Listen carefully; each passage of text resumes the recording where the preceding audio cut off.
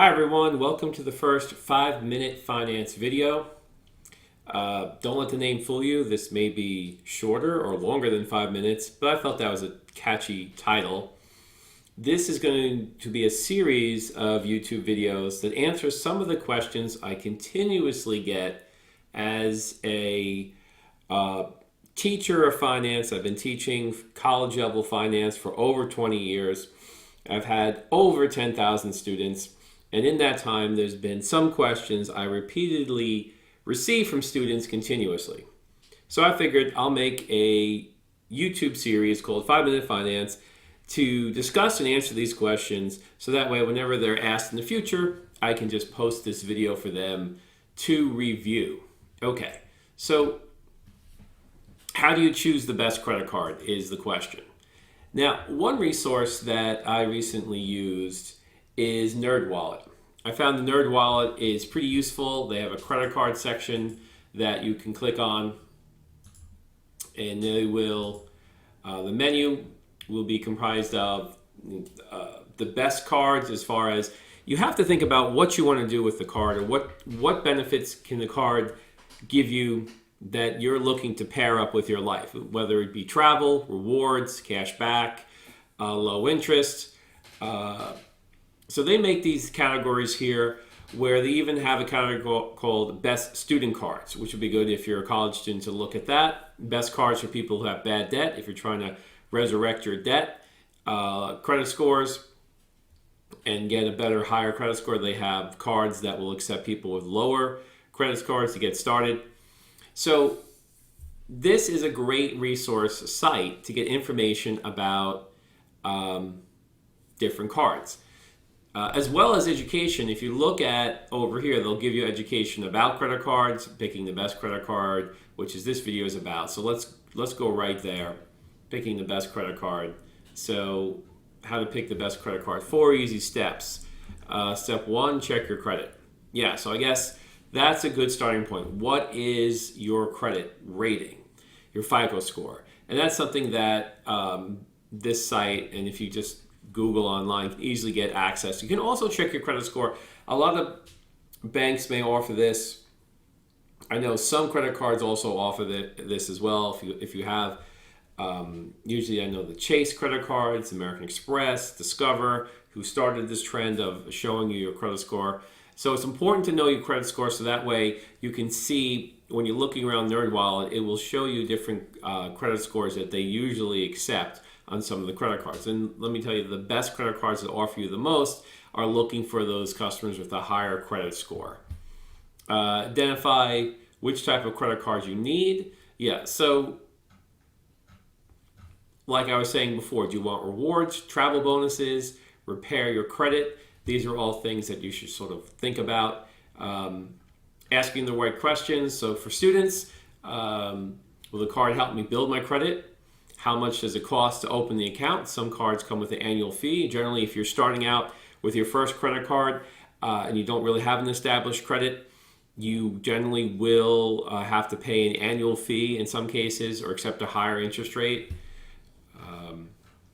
And of course, there are cards with lower interest rates and balance transfers that if you have a credit card that has a high balance with a high interest rate on it, you may want to look into some of these cards. They may offer a free or a low-cost transfer to a card with a lower rate of interest. Okay.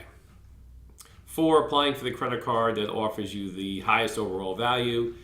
And as far as students, you want to look at credit limit, what credit limit they're going to establish for you, the interest that you're going to be, that you might be paying or receiving. You don't receive interest on a credit card. So just different things like that. So that's, I guess, a pretty good, let's go back. Not a bad place to start with that. Let's see. Okay, so let's just go right to the best cards for 2020. And this is the area I would use to try to compare. It makes it easy to compare cards. So we could jump to right here. They're going to start with the best offers for currently. And what they'll do is they'll break down. So here is the Chase Sapphire card, and it'll break down the annual fee. Now, if you have established credit, you shouldn't have to pay any annual fees. And annual fees are something that, as for me, I generally don't like to work with cards that pay an annual fee because my credit is relatively decent. But the Chase Sapphire has been known as a good overall rewards card for travel. And these are some of the pros they offer. This is nice where they put the pros and the cons down for each card, and then the product details, specific details on the bonus they're offering currently.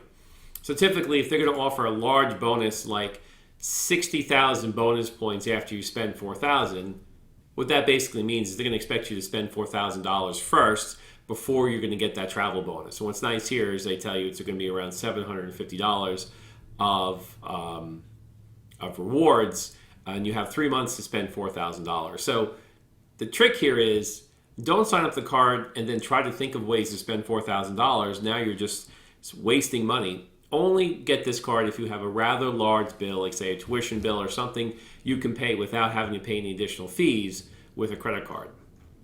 Okay, so they have Discover Cash Back is their next card they're referring here. And again, you want to look at, see this has 0 annual fees. It has a high reward rate. The con is that Discover is not accepted everywhere, and it's definitely not accepted in many places overseas. So that's sort of a limitation there. And here it's similar to the American Express card, not accepted everywhere overseas and not accepted by all merchants. So this again, a high annual fee, but they have an introduction offer of a statement credit of $250 after you spend the first $1,000, which isn't too bad. Okay, so that would be, these cards are the best for March currently. So if you're looking for rewards or cash back, typically I'm interested more in either cash back or travel. Travel cards, let's see, we'll skip right down to the Chase Sapphire card, is what they list as the best travel card, followed by Capital One. Now, so this is interesting. The Capital One Venture credit card, $0 intro for the first year, then $95. This is interesting because this card used to have no annual fee. So I guess now the card is instituting an annual fee in the second year, and they're giving you a one-time bonus of 50,000 miles. You can spend, when you spend $3,000 in 3 months. So it's equal to $500 worth of travel. And of course, when you're traveling, you want to make sure that there are no foreign transaction fees. That could cost you a lot if you travel overseas. You get the sign-on bonus, high rewards rate, but the annual fee, that's a bummer.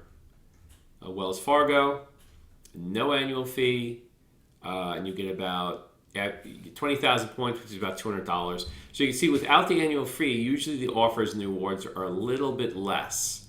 So the annual fee, basically, they're looking to make up the difference they're giving you in these attractive sign-on bonuses with these annual fees that eventually they're going to get back. You may want to look at a building credit, cards that help you build credit. So these are cards that might be relatively easy to get for someone with an average credit score to a lower credit score, and typically the ones they're recommending have no annual fee, which is pretty decent. Some cards may specialize in MasterCard for students or a Discover card for students. So if you're just starting out, a student card could be a good way to go. If you're a college student, otherwise you should probably match your interest, whether I would suggest a low interest card if you're intending to hold the balance. Travel card, if you want to travel, you see travel in the near future, you may be able to get certain benefits as those travel rewards, as access to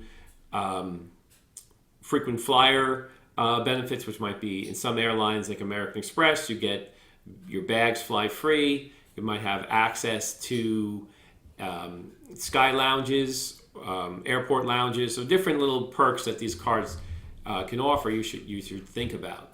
So again, the reason I recommend the site for helping you do some research is because they've spent the time and they collected a rather nice assortment of information about cards as far as their benefits and their drawbacks, and sort of a pretty easy environment to look at. Now, also, you may want to, some cards that aren't represented as well here, if you plan on doing a lot of flying, you might want to look at Southwest has a decent rewards program. The Delta Sky Miles, American Express has a decent rewards program, but these cards generally do come with annual fees. But if you go to some companies directly, if you find yourself flying on one particular carrier more often, you may want to look at their offers for credit cards. Or if you shop at a particular store, you may get beneficial percentages of cash back or bonuses when you shop specifically their store, such as I know Amazon has a credit card, Kohl's, JCPenney, Target, Walmart, all these different vendors, even Best Buy, and they usually try to have you offer to sign up when you do make a large purchase with them, and they all have their own benefits or drawbacks. But the real problem is you don't want to go around with 50 different credit cards because that can hurt your credit score. So I think next video I'll talk a little bit more about credit score. For this video, I just wanted to give you an idea of how to do some research to look at what the best credit cards are. Okay, so I know this is supposed to be the 5-minute finance video. We went to about 11 minutes. Sorry about that. I'll see if I can rein it in a little bit more next time. Thank you.